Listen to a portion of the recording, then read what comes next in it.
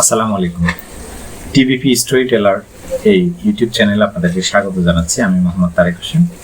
আমরা প্রতিনিয়ত আলোচনা করব সাম্প্রতিক কালের বিভিন্ন খবরাখবর নিয়ে এবং আমাদের মন্তব্য, আমাদের অপিনিয়নগুলো আমরা সেখানে তুলে ধরার চেষ্টা করব। আমি আপনাদের সাথে যেটি আজকে আলোচনা করতে যাচ্ছি সেটি হচ্ছে আমাদের অর্থনীতিতে আমরা জানি কৃষির অবদান অনেক বেশি। কৃষির অবদান বেশি, কিন্তু আমরা কৃষিকে কতটুকু গুরুত্ব দিতে পারছি। বর্তমান সময়ে যদি আপনি বাংলাদেশের প্রেক্ষাপট দেখেন, চিন্তা করেন, একটা জিনিস খেয়াল করবেন যে আমরা কৃষিজাত পণ্যের দিকে যতটা না মনোযোগী বা কৃষি উৎপাদনকে যতটা না ভালোবাসি, তার চেয়ে অনেক বেশি ভালোবাসি digital content creation. Digital production, digital content creation অবশ্যই টেকনোলজি এবং ফোর্থ ইন্ডাস্ট্রিয়াল রেভলিউশন এবং আইটি রেভলিউশনের জন্য অনেক বেশি গুরুত্বপূর্ণ, অনেক বেশি প্রয়োজনীয়। কিন্তু একটি কথা না বললেই নয়, এবং এটা ভুলে গেলে চলবে না যে আমাদের কৃষির নির্ভরতা এবং মানুষ হিসেবে বেঁচে থাকার জন্য যে আমাদের খাদ্যের প্রয়োজন, সেই খাদ্যের চাহিদার পূরণের জন্য আমাদেরকে অবশ্যই কৃষিতে ফোকাস দিতে হবে। তো আমরা এখানে তো যে বিষয়গুলো নিয়ে কথা বলবো তার মধ্যে গুরুত্বপূর্ণ একটা পয়েন্ট হচ্ছে আমাদের কৃষি এবং কৃষি অর্থনীতি। তো ডিজিটাল কন্টেন্টকে আমরা কখনো কনজিউম করতে পারবো না এবং আমরা ফিজিক্যালি কনজিউম করতে পারবো না। শুধুমাত্র একটা দেশের অর্থনীতি তার ডলার ইনকামের উপর নির্ভর করে কিন্তু চলে না, আর এটা কোনো দেশের একটা অর্থনৈতিক সক্ষমতার সূচকের মধ্যেও পড়ে না।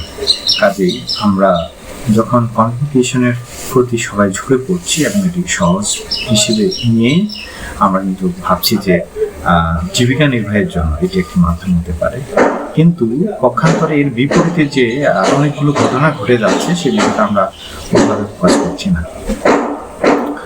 এর মধ্যে একটা জিনিস আপনারা অবশ্যই দেখতে পাচ্ছেন যে আপনার আশেপাশে যে হারে কন্টেন্ট ক্রিয়েশন বেড়ে যাচ্ছে, যে হারে সবাই কন্টেন্ট ক্রিয়েশনের দিকে ঝুঁকে পড়ছে, সে হারে কিন্তু কৃষির দিকে মানুষ ঝুঁকছে না বা তরুণ প্রজন্মের সেদিকে আগ্রহ নেই।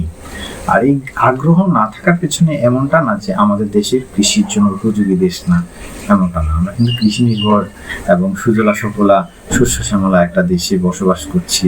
আমরা এখানে জন্মগ্রহণ করেছি। হ্যাঁ, আমরা ছোটবেলা থেকে দেখে আসছি এই দেশে ভাতে মাছে বাঙালি বলে আমরা একটা প্রবাদ সবাই শুনে আসছি।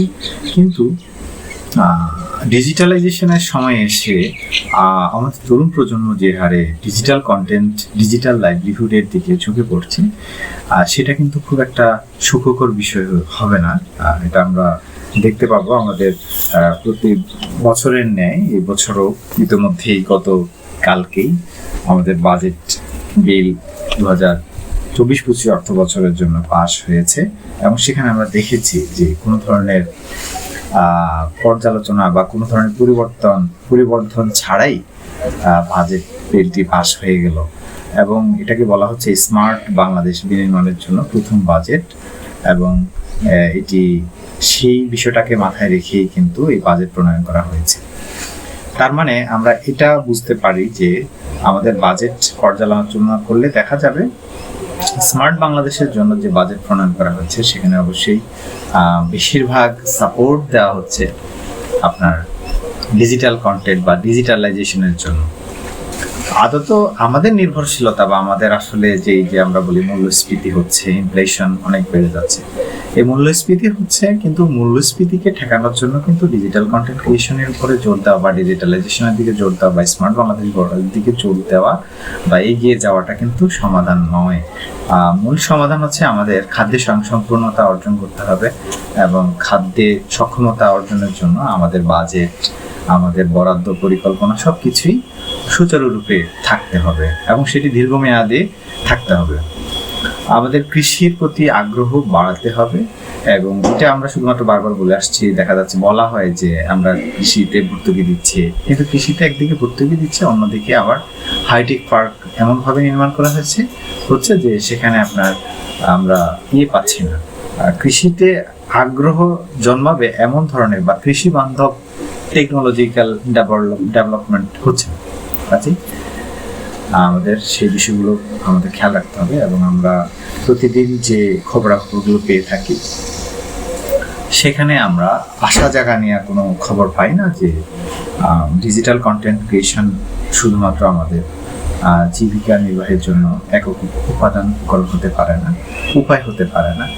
আমাদের কৃষিতেও ঠিক একইভাবে ডিজিটাল কন্টেন্টের উপরে যেভাবে আমরা আগ্রহী মনোযোগী, তদ্রূপভাবে কৃষিতেও আমাদের বর্তমান প্রজন্মকে ইনভলভ করা, আগ্রহী করে গড়ে তোলার জন্য নানা উদ্যোগ আয়োজনের প্রয়োজন রয়েছে বলে আমরা মনে করছি। আজকে এই পর্যন্ত, ধন্যবাদ সবাই।